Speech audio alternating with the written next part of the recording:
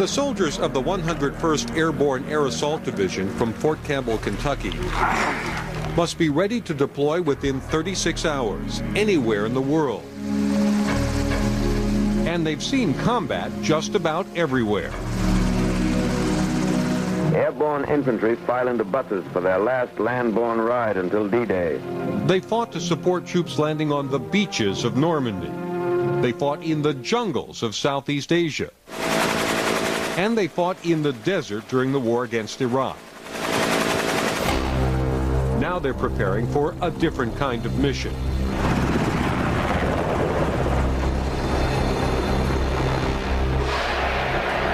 Urban combat, where casualty rates can be 25% or more.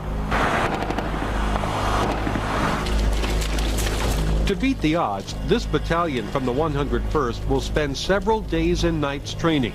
An exercise so realistic it will test their strengths and expose their weaknesses in the kind of fight the Army has tried to avoid. The ideal combat situation for us is not in the city. Good day. Hello, sir. Major General John Lemoyne oversees an Army task force trying to reduce the dangers of fighting in a city. It tends to get very, very close. As a result, it gets very brutal and it's very violent. And it tends to be very sudden, unexpected. And it leads to more casualties than fighting on open terrain because a city provides natural fortifications for an enemy. Every building is a sniper's nest, every intersection a potential ambush. So in recent years, the military has begun an urban renewal of sorts, rewriting its doctrine and training manuals and building mock villages like this one at Fort Knox, Kentucky, for war games. This is a blow pole where we use explosives to... Andy Andrews, a Vietnam veteran, now a civilian employee for the Army, helped design the site. What's the main premise here? Reality. Training to a standard that we have not been able to reach before by making the city real. There's a railroad, a junkyard, a fake cemetery on the outskirts of town, even a sewer system. And down in here you can see it's wet and it's dirty, and we have an outfit that makes industrial odors for us. So in this environment we do employ the correct odor. So you have a working sewer system right down to the smell? Well, we don't put raw sewage in it, but the soldiers aren't sure about that. As for the water tower at the edge of town, it's actually the control room for a battery of special effects.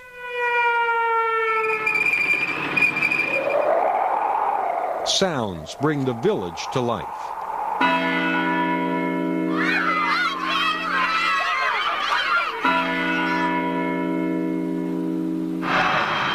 With the roar of a virtual fighter jet and the blast of pyrotechnics, the town takes on the ominous qualities of war-torn Bosnia or Kosovo. And it's easy to imagine Latin America or towns in Africa or Asia. Is this the Army's premier training facility for this kind of operation? Well, it's the newest. It is the most intense when it comes to what we're doing. It covers just about all aspects of possible deployments. Whoa. You never know what's going to happen. I don't want to alarm you, but there's a building on fire behind it. Things happen once in a while. Take a look at that.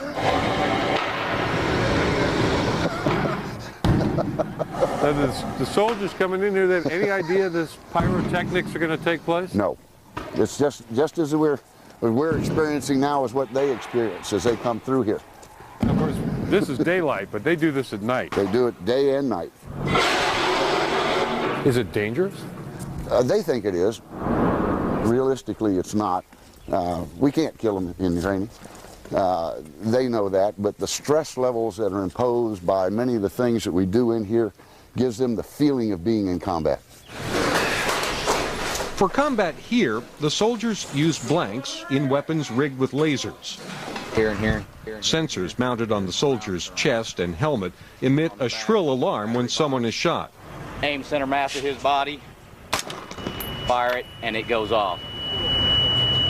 The Army has more than 30 of these urban combat training facilities around the world and plans to build 7 more. Despite all the talk these days about future high-tech wars fought by remote control, the Army believes that small-scale conflicts that threaten world security may ultimately draw its troops into the dirty job of taking a city house by house. Go! As the Cold War has given way to regional conflicts and the war against terrorism, U.S. military missions have also changed. Pentagon planners now envision their troops simultaneously delivering humanitarian aid, putting down riots, and engaging in combat, all within one city, possibly within a few city blocks. A new infantry training manual is chilling and blunt. Urban areas are expected to be the future battlefield, and combat in urban areas cannot be avoided. Times have changed. Politics have changed. Right now, our most likely threat is a small-scale contingency, an asymmetric enemy who wants to get us in close, so we lose the advantages of most of our high technology. And they're banking on the American public and the American media for casualty reports to influence our will. In the mock city at Fort Knox, the bad guys are played by 34 soldiers from the 101st, now members of a fictional militia called the Cortina Liberation Front.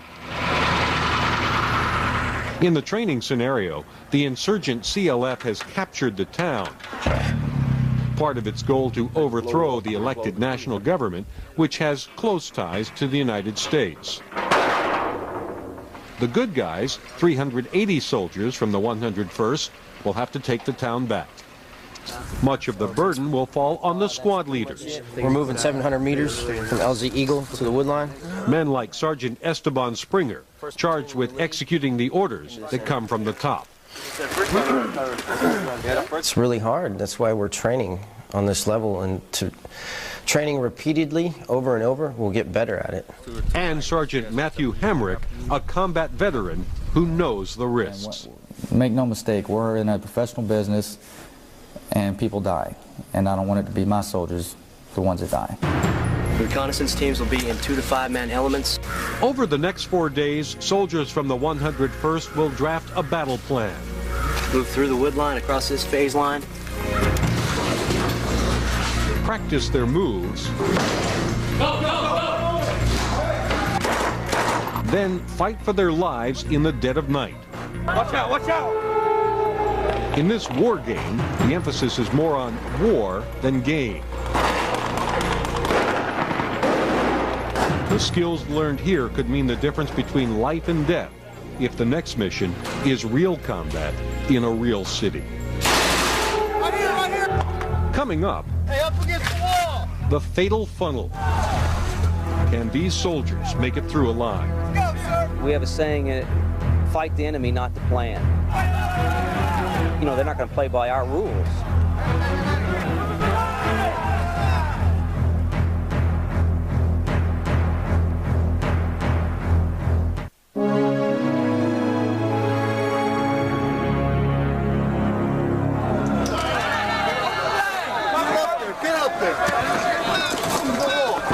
Before the battle, troops from the 101st trained to survive the fatal funnel. The fatal funnel is that point where you go into the room, 1 meter into the room, 1 meter on each side of your entry point. Hey, up against the wall! Go, go, go! If you got a bad guy in there, he's the one that will be oriented at the fatal funnel.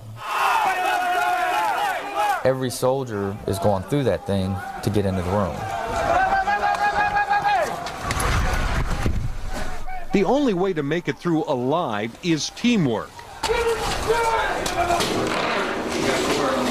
Each soldier is responsible for a section of the room. They're not in there together, the first guy that goes in there doesn't have anybody to cover him when he enters the room, and that's a problem there. Sergeant Matthew Hamrick has seen urban combat firsthand. As an elite Army Ranger, he was part of the 1989 invasion of Panama to topple General Manuel Noriega and arrest him on drug trafficking charges. Anytime you're in a situation people shoot at you, I would expect anybody would feel fear. I don't know how I deal with it. I mean, it's just something I guess the Army trained me to deal with somehow in their collective way of thinking, the way they train people. I don't know.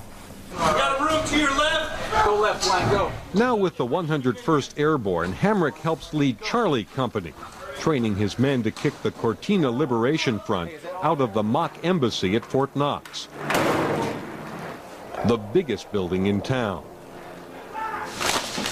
By virtue of his experience, Hamrick has carved out a special niche for himself.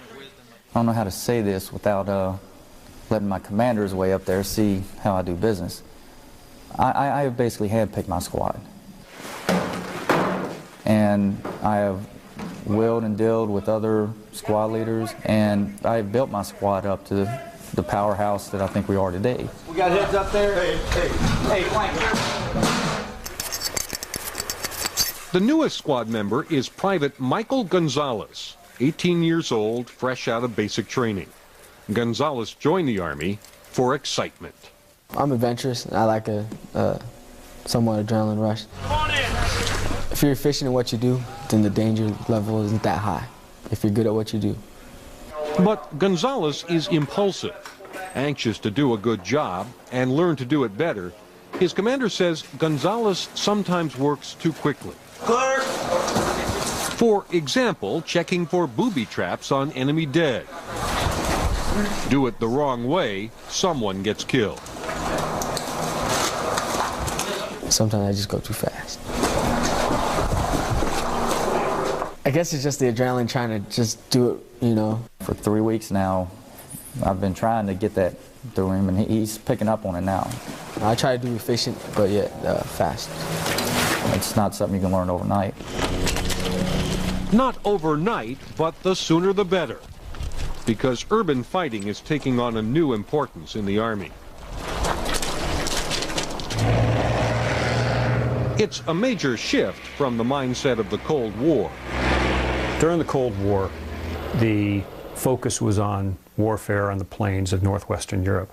That urban terrain has taught us a great deal about adapting. Russell Glenn is a military analyst at RAND, a West Coast think tank.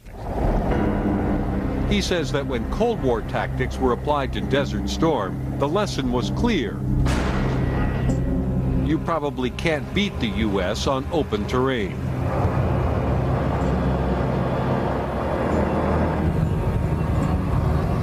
Open terrain allowed us to engage them with weapon systems that gave us superior reach. We had systems that could reach out and kill them at the ranges where they could not kill us.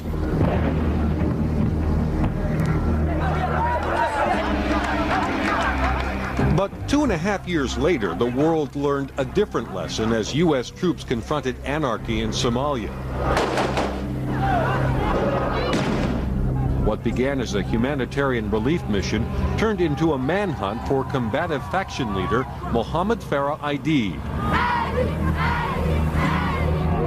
During a raid by U.S. Special Forces, Somali fighters on the ground, with what U.S. intelligence believes was help from Osama bin Laden's al-Qaeda network, shot down 2 Army Black Hawk helicopters. In the ensuing gun battle, the worst firefight since the Vietnam War, 18 U.S. soldiers were killed, 73 others wounded. Hundreds of Somalis were killed and wounded as well. Somali crowds dragged the bodies of U.S. soldiers through the streets.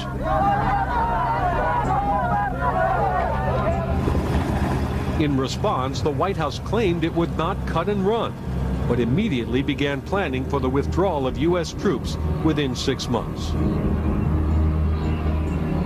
And some in the Pentagon believe Osama bin Laden concluded the U.S. military could be defeated simply by inflicting casualties.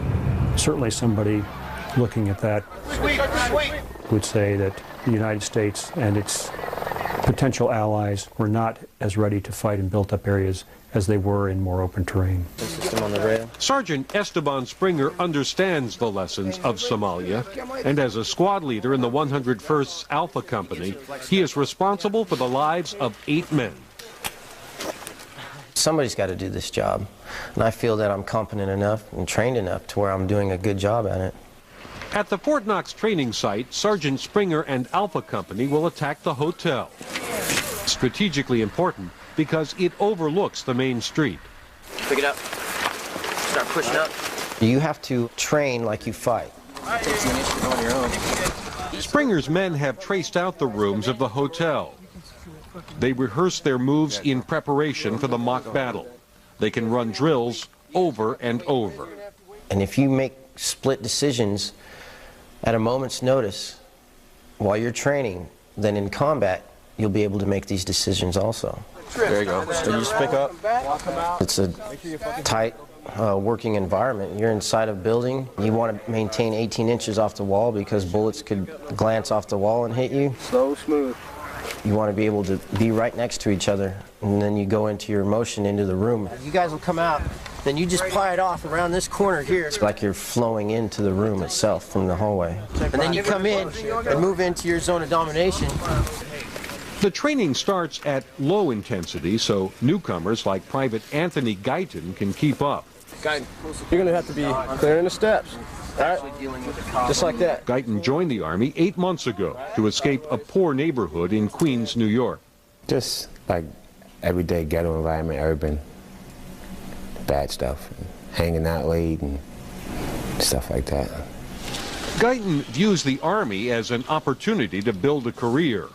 I actually picked up Guyton at Battalion headquarters when he first came to the unit. He seemed like the model soldier out of basic training. Yes, sergeant, no sergeant, standing at parade rest. Got the big opener. Right. What Guyton resists is the squad's unofficial pastime, chewing and spitting. Oh, never. I'm a city guy. I tell them all the time, I say city people don't chew no tobacco. Forget that.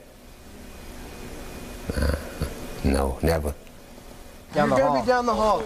But their differences haven't diminished the loyalty Guyton feels to the other men. They're responsible for each other's lives. It's a bond you meet just instantly. Whereas even when I was home, like the people I grew up with all my life, we never had that bond. Start turning. I love these guys. I love my family.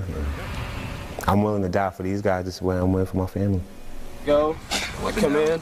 Entering and clearing a room, each soldier has a specific assignment. Guyton knows he could be called to work any position in the event a comrade falls in battle. If you practice, you can always make up for your mistakes. And if you do it for real in war, ain't no time for mistakes. A mistake can cost you your life. When we return, the Cortina Liberation Front digs in for a fight. This is going to be our most casualty-producing weapon right here.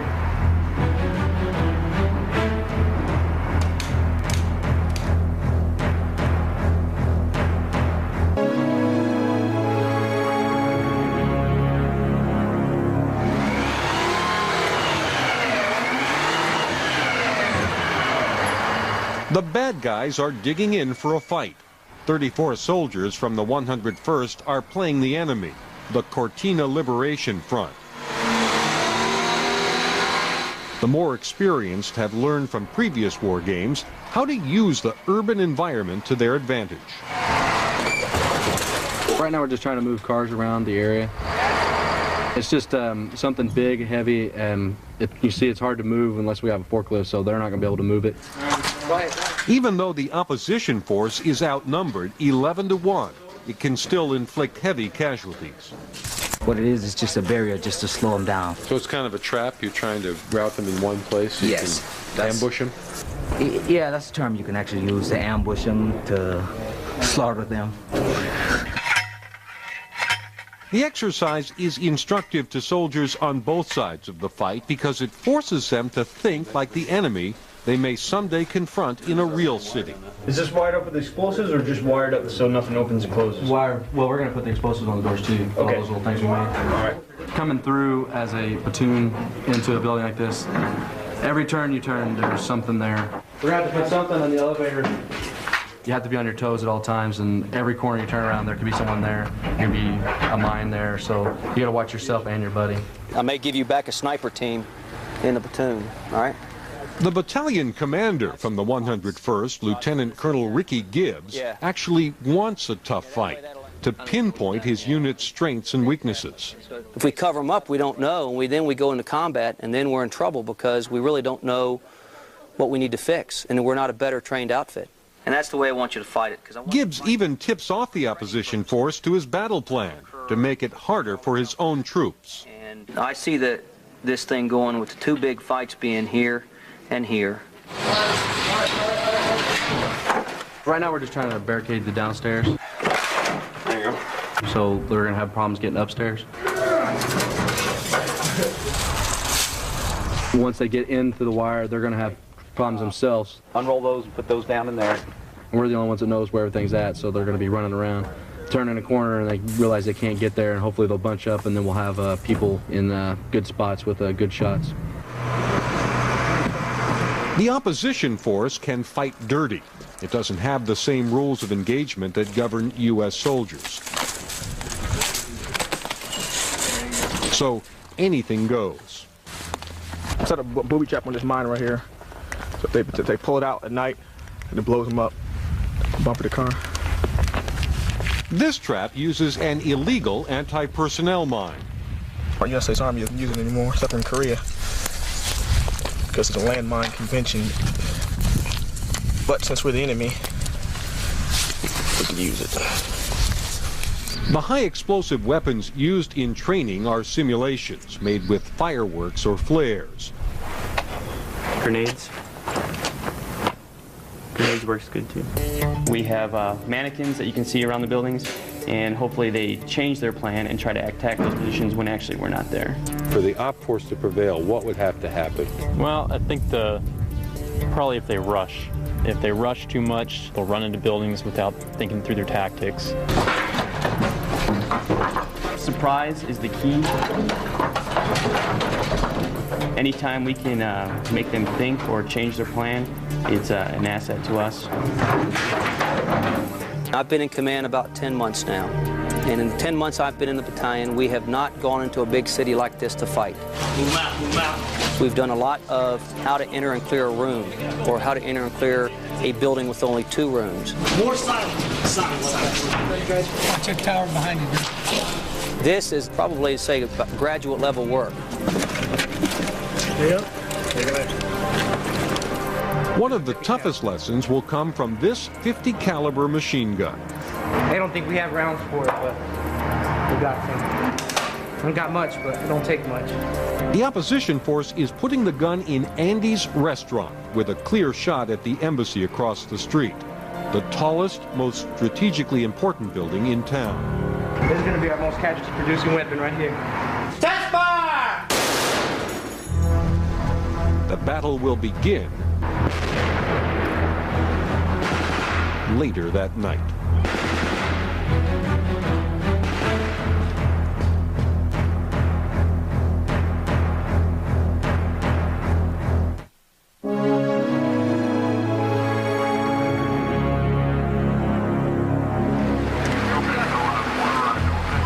Steel 6, Bulldog 6, I understand you said you cleared the 3rd floor of Building 12, over. After 3 days of training, Lieutenant Colonel Ricky Gibbs sets up a command center in the rain-soaked woods outside of the town. He's about to find out how he and the men he leads might fare in a real battle. All right, good. The 101st wants to fight in darkness to take advantage of its sophisticated night vision equipment. Condor 6, Mad Dog 6, I need to know when you fire the missile to take out the power station, over. Shortly after 9 p.m., using the magic of Hollywood special effects, a virtual Apache helicopter begins the attack. By hitting the electrical substation, all the power in town is shut down. except for a couple of emergency lights in the embassy. But the Cortina Liberation Front sends up flares so that it too can see in the night. The American force counters with smoke bombs to hide its movements on the ground. Several miles away at a makeshift airfield, Chinooks and Blackhawks carried the troops from the 101st to their assignments. Even though we know it's pretend, it doesn't feel pretend. We look at everything as if it could be real. The plan is for Charlie Company to move from the landing site through the woods that surround the town and attack the embassy from behind.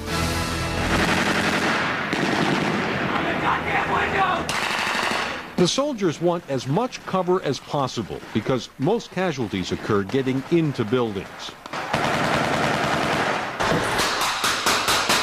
The opposition force is prepared. Let them breach that wire. Y'all stand in the hallway. Reload!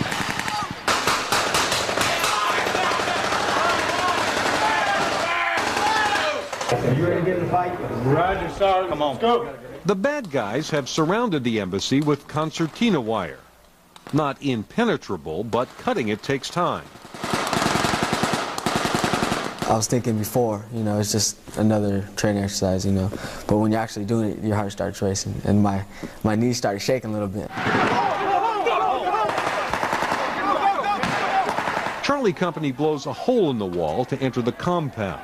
It's safer than climbing over the wall like they'd done in training the day before. They're breached on one. Inside, the battle is intense. All right, go. I knew the bullets weren't real. But still, the whole idea of just doing what we had to do, it was scary, a little scary. Stop! Hold it, get back here. Yo. Down, around the corner, down. Be a flashlight on there. You see if I can down, steer where you shoot. There's a big concern for fratricide in these units. Right here, who's that? Gonzalez. Gato. You got fellas coming out. Roger. Even going in a single room, if people don't go to their sector, you've got bullets flying past people's head to engage targets. That's how dangerous it is. Go. 1, 2, 3.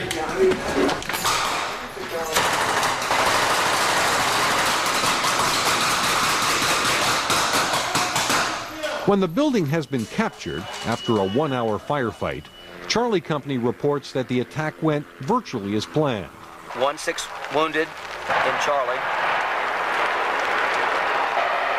2 KIA.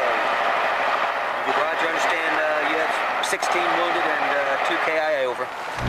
With control of the 3-story embassy, Charlie Company can now support the troops who will attack the other buildings. You need to cover Andy's top floor and bottom floor. There's no one there right now. Cover bottom and top? Yeah, we own this floor. We own the whole floor right now. Gonzalez is anxious to help. But the first thing he does is wrong. He heads to the balcony. It's dangerous because there's not enough cover. Gonzalez. Get in here. His supervisor pulls him to a supposedly safer place.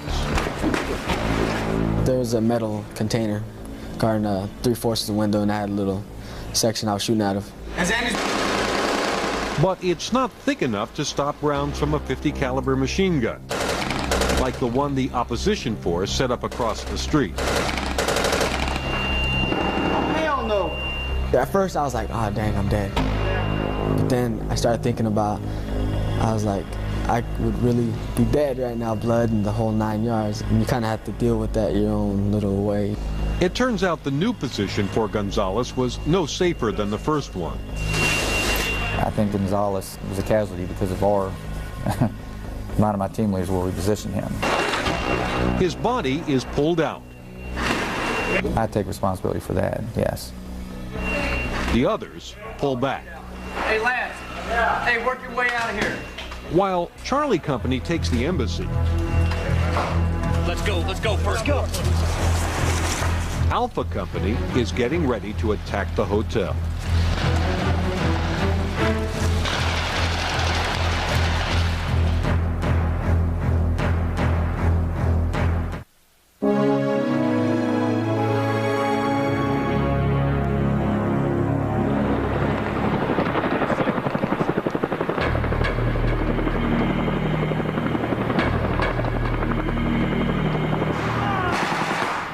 While Charlie Company attacks the embassy, the plan for Alpha Company is to come through the junkyard and attack the hotel. Prepare to launch my first assault platoon into the breach, over. Hey, let's go first. Go. While one platoon strikes first to clear a path, All right, get a move on right now. I got permission to go. the others stay behind. Seemed like a long wait, but we train for that too. That's where the mental part comes in. Private Guyton carries a folding ladder, unaware he is about to play a key role. I was expecting to get to where we had to go and leave it off for the next company who was behind us, or the next platoon who was behind us. And then the mission changed like instantly. It's like, oh man.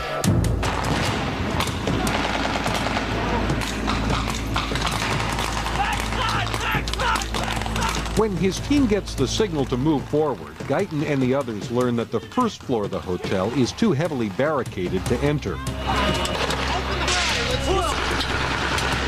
To get in a window on the second floor, they need the ladder. It was halfway open because I was running with it. And then we stopped, and everybody's like, oh, get the ladder open, get the ladder open. And I'm like, oh, shit. And like, I wasn't shown how to get it open. I was just told to carry it, drop it off. There's gunfire from across the street. Sergeant Springer, who is supposed to lead his squad, We got a squad leader down. is one of the first casualties. I was pretty upset, actually. So I felt that I failed my squad by being assessed as a casualty, unable to help control the two fire teams. His next in command takes over. Okay, you're the man. You're the man. Hey, Springer's down. Shit, you mark. I felt that I let them down by doing that, and just everything was not going according to the plan. Let's go, hurry up. Come on. When they get the ladder open, they discover it's too short. And so the guys were actually having to jump from the ladder to the windowsill, and then there was another man in the windowsill help pulling them in. Hey, magazine. Finally, inside the hotel, they confront the opposition force head-on. Outside trouble. We know that. Let's go. Alpha Company slowly takes control. Are you in the lead up there? Everybody but Weeks, get out of that room. They mark each room after it's cleared, a signal that it's secure. Alpha Company sustains about 25% casualties, 1 out of 4 injured or killed. The Army says that's typical of urban combat. Considering the problems they had getting into the building, Sergeant Springer says it could have been worse. Come on, let's go. They actually entered and cleared the rooms still, even when they took casualties. They formed up into 4-man teams and still continued to do what they were trained, the way that they were taught. So that was great. They did that on their own to a T. With the main building now under their control, a third company, Bravo Company, mops up. Only scattered pockets of resistance are left. Pretty much, from the looks of it, we're it. We're the only thing that's left of the so-called bad guys. So we're probably just gonna run around until we either run out of ammo or they kill us. Go! Get out of here! Not a whole bunch more we can do. 5 hours after the battle started, the good guys have taken over the village. All right, lift it up. But only after losing 58 of their men. When we return, Congressmen and senators are going to be invited to visit this site.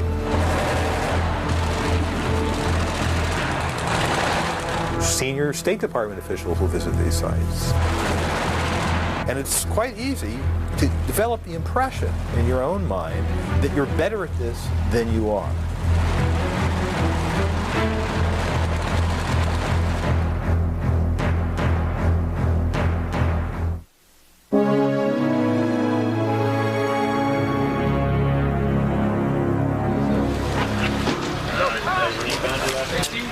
The battle-weary soldiers have spent the night in the buildings where they fought. Right out here, mate. The overall casualty rate was 15%, better than anyone expected. This will be a day to reflect on what went right and what went wrong, lessons that might be needed on a future urban battlefield. I think overall, the overall fight was faster than what we anticipated, and we were able to get through the town. We were taking bets on how long it would take to take this town down. And it went from 1 o'clock in the morning to 2 o'clock in the morning to 8 o'clock in the morning. And we finished the fight and destroyed the enemy about 2 o'clock. But the training is not quite over. In the building, you're safer than any place else. And what we were doing was, we were outside just standing around. Soldiers from each unit meet to critique themselves. Alpha Company meets in the lobby of the hotel, now their hotel. Private Guyton, Sergeant Springer, and their platoon leader, Lieutenant Al Snyder. And I'll tell you one thing, this is a perfect opportunity just to look back. How many new guys we got here? First field problem. All right. What did you use to mark the rooms to clear them? There's no top brass, just the guys who pull the triggers. As they analyze the battle from the previous night, they can see how small problems combine to create big ones. At the beginning, there was incomplete information from the first group to attack the hotel. Communication stopped. The CO, the commander, thought that the breach was secure when it wasn't. As a result, the next group was called up too early, Sergeant Springer's group. I think if we would have waited probably another 20 minutes, we would have done a lot better going into the building.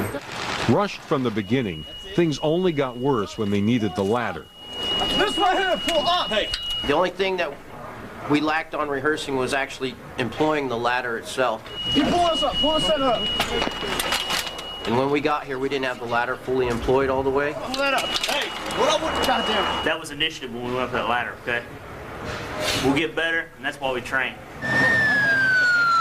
The training has taken on new urgency in the wake of the September 11th attacks. Move it, come back! Defense Secretary Donald Rumsfeld has ordered his commanders to draw up plans to take the war against terrorism to other countries. Some in the Pentagon want to go back to Baghdad and remove Iraqi President Saddam Hussein from power. Also under consideration, a return to Somalia, where Osama bin Laden's al-Qaeda network is believed to still be operating. Missions that, in all likelihood, would require fighting in cities. It is not our intention to reduce cities to rubble while they hide in there. We will find clever ways to go after us, but it's extremely difficult. Very few people know of any more difficult kind of warfare. But if cities are such horrible places to fight, why not just avoid them?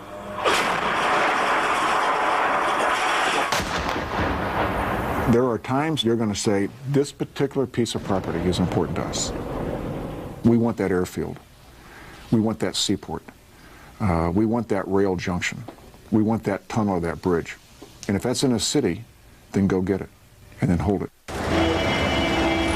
By the year 2030, 60% of the world's population will live in cities, many of them rife with the conditions that breed political instability. The world today is more urbanized. The focus of national diplomacy, of national politics, of, in many cases, military strength are in built-up areas. We're not going to necessarily be able to pick and choose where we want to fight or when, and certainly not who. And if they're smart, and most of them are, they'll look for any advantage that they can find. That advantage often lies in a city. Everybody in? As soldiers who train for the fight quickly learn. But while the intensity is a sobering experience for the participants, some experts worry that the realistic training may be confused with the real thing. MIT professor Barry Posen is a specialist in U.S. military policy. Congressmen and senators are going to be invited to visit this site. Senior State Department officials will visit these sites. And it all looks very can-do. And our Army knows how to do this. And that's true. They will know how to do it as well as it can be done. And it's quite easy to develop the impression in your own mind that you're better at this than you are. For now, the Army is pushing for more urban training, especially with units like the 101st that are among the first to deploy to a conflict. This is the way of the future. We fought in the jungles, we fought in the desert, and now it's a new place to fight. Even after leaving the mock village at Fort Knox, the 101st urban training continued at other sites. Top officers say that with the additional training they've had in recent weeks, they are ready, more than willing, and confident they can do the job.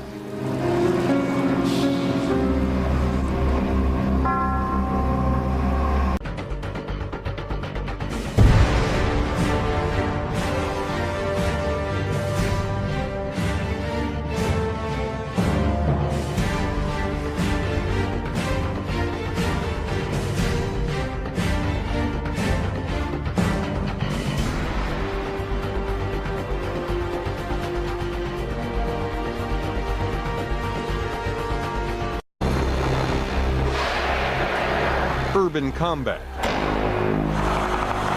where casualty rates can be 25% or more. To beat the odds, this battalion from the 101st will spend several days and nights training. An exercise so realistic it will test their strengths and expose their weaknesses in the kind of fight the Army has tried to avoid. The ideal combat situation for us is not in the city. Who, Dave? Hello, sir. Major General John Lemoyne oversees an Army task force trying to reduce the dangers of fighting in a city. It tends to get very, very close. As a result, it gets very brutal and it's very violent.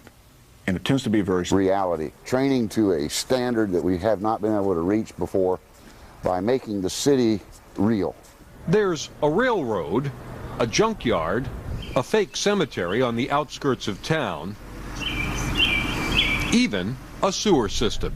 And down in here you can see it's wet and it's dirty, and we have an outfit that makes industrial odors for us.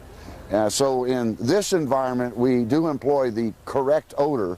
So you have a working sewer system right down to the smell? Well, we don't put raw sewage in it, but the soldiers aren't sure about that. As for the water tower at the edge of town, it's actually the control room for a battery of special effects.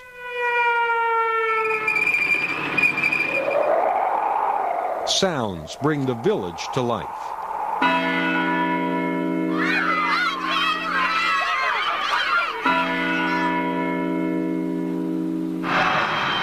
With the roar of a virtual fighter jet and the blast of pyrotechnics, the town takes on the ominous qualities of war-torn Bosnia or Kosovo. And it's easy to imagine Latin America or towns in Africa or Asia. Is this the Army's premier training facility for this kind of operation? Well, it's the newest. It is the most intense when it comes to what we're doing. It covers just about all aspects of possible deployments. Whoa. Sudden, unexpected. And it leads to more casualties than fighting on open terrain because a city provides natural fortifications for an enemy. Every building is a sniper's nest, every intersection a potential ambush. So in recent years, the military has begun an urban renewal of sorts, rewriting its doctrine and training manuals and building mock villages like this one at Fort Knox, Kentucky, for war games. This is a blow pole where we use explosives. Andy Andrews, a Vietnam veteran, now a civilian employee for the Army, helped design the site. What's the main premise here?